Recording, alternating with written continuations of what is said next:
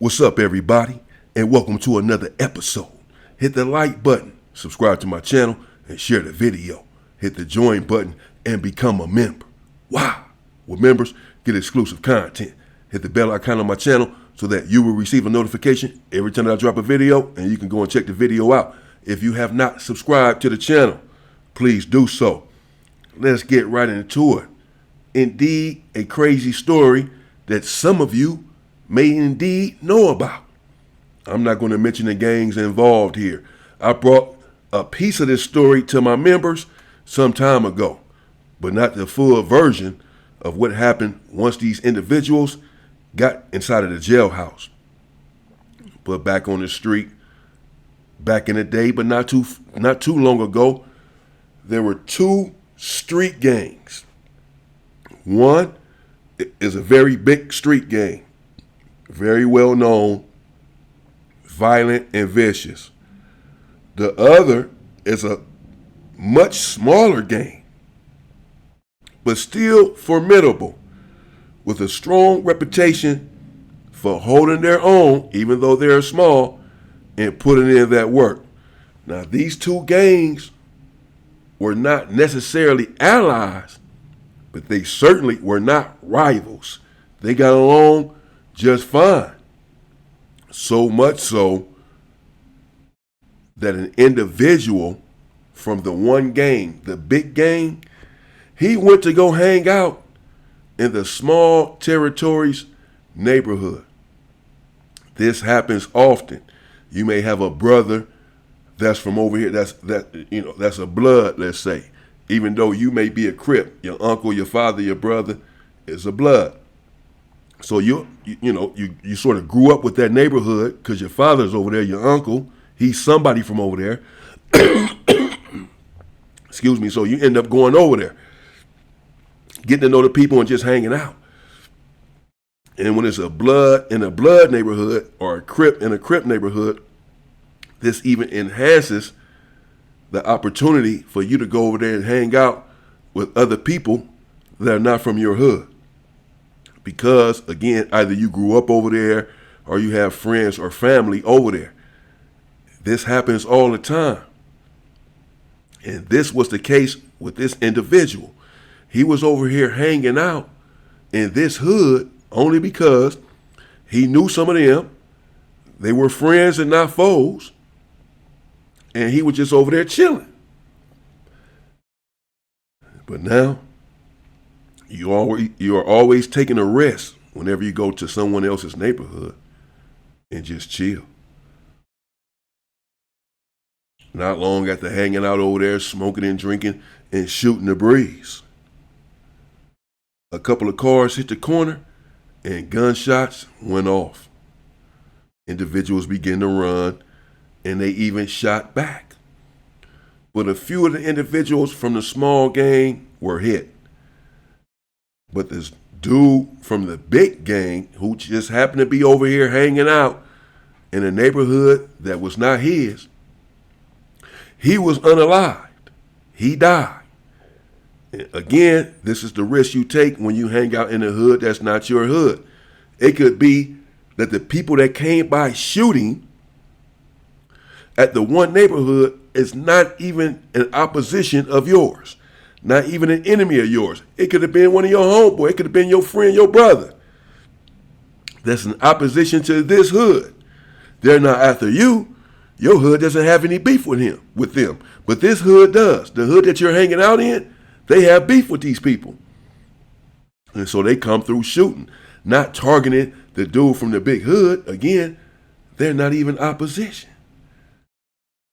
But it's trial by fire. He just happens to be there hanging out. And once you come through hitting the corner, looking to shoot shit up, you're not trying to decipher what's what, who's who. You figure if he's hanging out over here, he must be one of them. Because if not, what is he doing over here? You're not sitting there saying, well, I don't recognize him. Let's not shoot him. Let's shoot him. Nobody's thinking like that when you hit the corner. You just letting off shots. And that's what happened. They came through and they began to let off shots, and they brutally unalive the dude from the other hood. He's not even an enemy. He wasn't even from their hood. There are similar situations that have happened. I know personally individuals who have went and hung out in another neighborhood and never made it out. Not because that neighborhood did anything to them, but the opposition of that neighborhood happened to come through shooting that day, shooting that night, and he ended up getting hit, even though he was not a target. Well, after the dude was unalived, the hood that he was from, this big neighborhood, they're pissed off. They're angry. They want to know what happened to their comrade, to their soldier. How did he come over here to y'all hood to hang out and never make it back to his own hood? How did he come over here to hang out and never make it back to us? How did he die and then one of your homeboys died? This is what they wanted to know. And they were upset. They sent out word. Someone had some explaining to do. An OG from the smaller hood, well known by a lot of individuals in gangs, and well loved in his own hood, admired, revered in his own neighborhood. He decided that he would go over to this one neighborhood and have a conversation with them and explain to them, excuse me, what happened with their comrade, with their homeboy. How he ended up not making it out. Now, his homeboys were going to go with him to this big neighborhood, because it's a big neighborhood. Excuse me, I got a little cold for those who do not know. And they wanted to go with him. They felt like it wasn't necessarily safe for him, their OG homie who they admire, to go over there alone and have this discussion with a bunch of irate, angry, gang-banging individuals in their own neighborhood. But he was defiant, well-known, standing on business, and feeling like no one is going to do anything to him, not because he's big, bad, and tough, but just because he's just there to make amends, to explain what happened, to apologize for what happened to their homeboy in his neighborhood, etc. So he convinces his homies that it's safe for him to go alone to this one neighborhood. He went.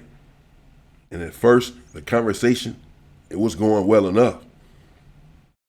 The dudes from the big neighborhood somewhat surrounded him and asked questions. What happened with our comrade? Excuse me. What happened with our loved one? How is it that he did not make it back alive? The OG, he began to explain. Y'all know how this goes. This is gang banging. We have enemies just like y'all. They came through shooting. And they end up popping your boy. And he passed away. It's unfortunate. We're all sorry about that. It's not our fault. Nothing that we did wrong. Nothing that we can do about it. Some of my young homies got hit too, he tells them. This is not something that we wanted, not something that we planned, not something that we are okay with. And at first they're seemingly understanding where he's coming from. Well, yeah, you're right. I guess if y'all, because he explained, man, we shot back. So it's not like we just left y'all homeboy out there to die. We shot back. He just got hit in a certain spot and he passed away. It could have been any one of us. And everything at first seemed to be going smooth. They were accepting that explanation. But then another individual walked up and began to talk, and essentially he was defiant. He said, nah, man, that's not going to suffice. Your reasoning is not sitting well with me. How come none of your homeboys passed away? How come none of the ones that came through shooting passed away if y'all was shooting back so tough? And they began to argue and talk back and forth. And he looked up and he was surrounded by this very big neighborhood who was angry and irate at this time and mourning the death, the loss of their loved one. And things quickly escalated. They went from talking about it to the individuals from the big hood screaming a little bit, and then eventually one of the individuals from the neighborhood, the big neighborhood that this dude was in, pulled out a weapon, a gun, and he began to shoot. And then a couple of other ones pulled out a gun and they began to shoot. And they brutally unalived the OG who's there making a mea culpa, who was there to throw himself upon the sword and apologize for the shortcomings of his neighborhood, and to apologize for their young homie being brutally unalive. They didn't want to hear it at the end of the day, and they opened fire on that individual and unalived him right there in their hood. It was nasty, it was brutal, it was wild work. Now, personally, I don't know what made this OG make that decision. I understand that you're an OG, well respected, and you're not a coward. And all of that is fine in your neighborhood. You're revered in your neighborhood. You're well respected and loved in your neighborhood. Not in this neighborhood. They don't give a fuck about you. Every neighborhood has their own homie that they love, admire, and revere, or multiple people from that section that is admired. You're not one of them if you're not from that neighborhood. They will never admire you and respect you the way that your own homies will revere and respect you. So it was a very unfortunate miscalculation on the part of the OG. But now individuals are up in arms. A beef is brewing. War is on the horizon. It's on the menu because they just brutally unalive what the younger hood, the smaller hood, feels like was an innocent man who had done no wrong and had just went over there to try to explain out of respect what had happened to their homeboy. And then y'all take him out brutally. Some individuals from the smaller hood, they ended up in jail. And they all knew who the individual was, or one of the individuals, who had pulled the trigger on their beloved brother. Word that came in that one of the individuals had made himself known to the police, committed some sort of infraction, and found himself inside of the Los Angeles County Jail as well. He ended up in a crib module, and it's not hard to get someone's information and discover exactly what module, what cell they are in. Excuse me. And then go to that cell and commit your acts. We have a way of communicating inside of the jailhouse where anything that you do, it will come back on you. The communication is serious. At any place that you go, you cannot hide. Someone will find out where you are at. And then in Los Angeles County Jail, it's real easy. Just put in your booking number, put in your name, and they'll tell you exactly what module, what cell you're in. And this is how individual snitches and all of that were found out back in the day. Hunted down and dealt with. And this individual, well, he was not much different. The word had came down that he had himself entered the county jail. It was two young dudes from the smaller hood who had really looked up to their OG homie. And they were anxious and chomping at the bit to avenge his untimely death. They understood that if they made a move and brutally attacked the person responsible, well, they would be legends in their hood. They would be revered and respected in their hood for taking it to the person that unalived their shot caller. He was the shot caller. That's why he felt like it was okay for him to go over here and talk to this big hood by himself. Yes, you're the shot caller in your hood, not in this one. The two young dudes, they're eager, sensing an opportunity to become legendary. They sought out the information as to where the individual was that had set everything in motion. They found him, not surprisingly. And indeed, they began to have sinister machinations. They decided that they would just go straight up to his module, run straight into his cell, and try to unalive him. Now, back in the days in the Los Angeles County Jail, it was real easy to roam around. You get a fake pass. They had passes back in the days. You get a fake pass, and fake like you're going down to medical, and you end up, you in 4700, you end up in 2700, just roaming all around the county jail. Individuals roamed around in groups, sections, factions, looking for opposition. And these two dudes, they decided that they would go up to his module, try in earnest to get his door hit, run in there, and settle the score.